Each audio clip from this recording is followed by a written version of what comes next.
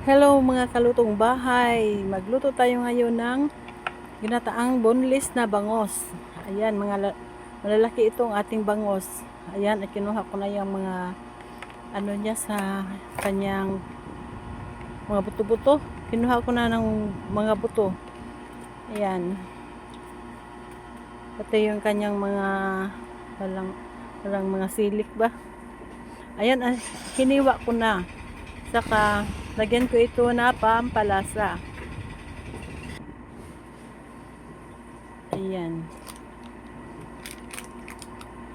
Lagay tayo dito ng asin. Ayan, ground black pepper. Kinuna ko pala ang ground black pepper.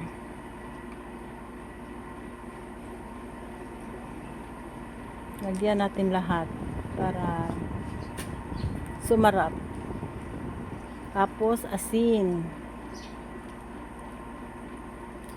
Pwede kahit anong pampalasa ilagay nyo. Ayan, lagyan natin ang lahat para pantay-pantay ang lasa. Ayan, at i-rub natin. Ganyan. Kinamay ko lang kasi malinis naman itong aking kamay. Saka kamay lang din ang kumain yan. Ayan, at baligtarin ko. Same pa rin ang procedure. Lagyan natin ng mga pampalasa. Ayan.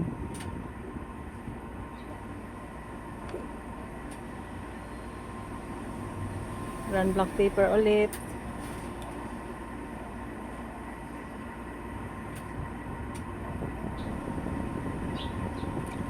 Ayan. Lagyan natin ng patis. At ano natin yan ng ano lang muna natin ng mga ilang minuto bago natin lutuin. Bago natin i-fry.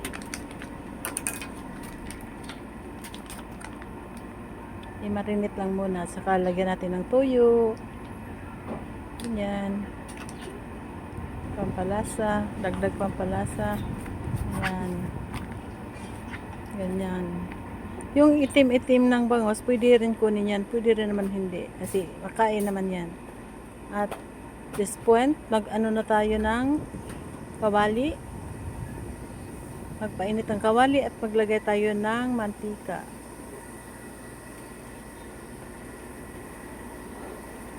Shout out mga kalutong bahay. I miss you so much. Lahat-lahat. I miss ko kayo.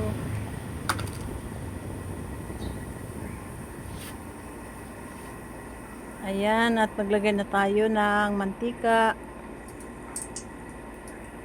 Pag mainit na yan, lagay na natin yung ating mga hiniwang bangus na boneless.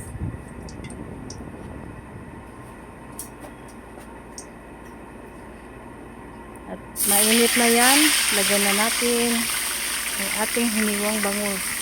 Mga malalaki yun. Kaya ang laki ng kanyang mga hiwa. Ayan. At merong second batch yan. Hindi kasya kasi sa kawali, kaya mag second batch tayo mamaya.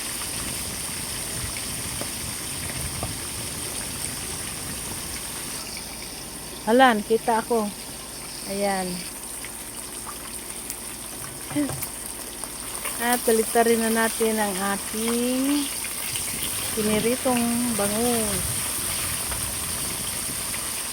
Ayan, mataba ang bangus. Ang tataba nito mga kalutong bahay. Gusto ito ng aking anak na yung bunso. Gusto niya yung siya ng bangus. Kasi ang taba-taba.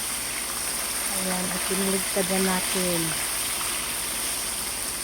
Katapos nyan, hanguin natin. At saka ilagyan natin ang second batch. Kasi marami yan. Ayan, natapos na. Sa parehong kawali, maglagay tayo ng bawang. Mag-isa tayo ng bawang.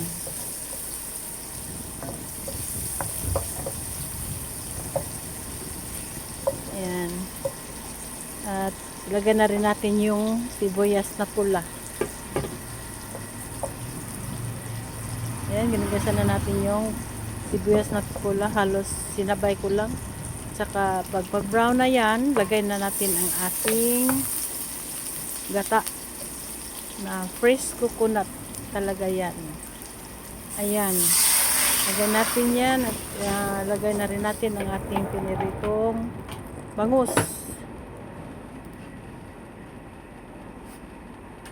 Ayan, ilagay na natin. Marami siya. Marami kasi dalawa yun tapos malalaki. Hindi namin naubos sa isang kain. Tatlong kainan. Ang dami kasi. Tapos konti lang kaming kumain. Pero kahit na boneless na yan, hindi tayo kumpiyansa. Baka meron pang mga tinik-tinik, mga bukog-bukog ba. Kasi alam nyo naman ang bangus ay maraming tinik. Kaya mag-ingat pa rin tayo, hindi tayo magkumpiyansa sa pagkain. Ayan, at atin lang pakuluan ito ng mga 5 minutes para talagang i-simmer natin na mabuti para yung sabaw niya ay lalong malasa. Ayan. Pakuluin lang natin at hindi ko na lang yan tinakpan. Shout out sa aking mga team, sa aking admin na si Bicha TV, ang aking best BFF na si Mami Dory Sarong Vlog, sila si Lailingaw, si Inday Gang, si Little Girl Channel, sino pa ba, si Malayang Puso, marami pa sila, sina Pugi Boy Production na hanggang ngayon nandito pa rin, hindi ako iniwan nila. Marami sila, marami pa. Saka sino pa ba yon? Basta kayo na lang ang basta sa lahat-lahat ng mga subscribers ko. Shout out sa inyo lahat, sa aking mga friends, sa aking mga si Lorlicious pala, admin sa Golden Heart. Saka marami pang iba. Pasensya na lang ha kung hindi ko kalimutan ko iba. Ayan, at nagdagdag ako dito ng pampalasa. Naglagay ako ng sugar, brown sugar, at nilagay ko ng asin, at naglagay ako dito ng kunting magic syrup, at naglagay ako ng chili, na green na chili. Kung gusto nyo na maanghang, pwede ka maglagay ng sweet chili. Ayan, naglagay ako ng maraming dahon ng sibuyas. At nilagyan ko rin ito ng bell pepper na pula para naman pang paganda ng ating niluto.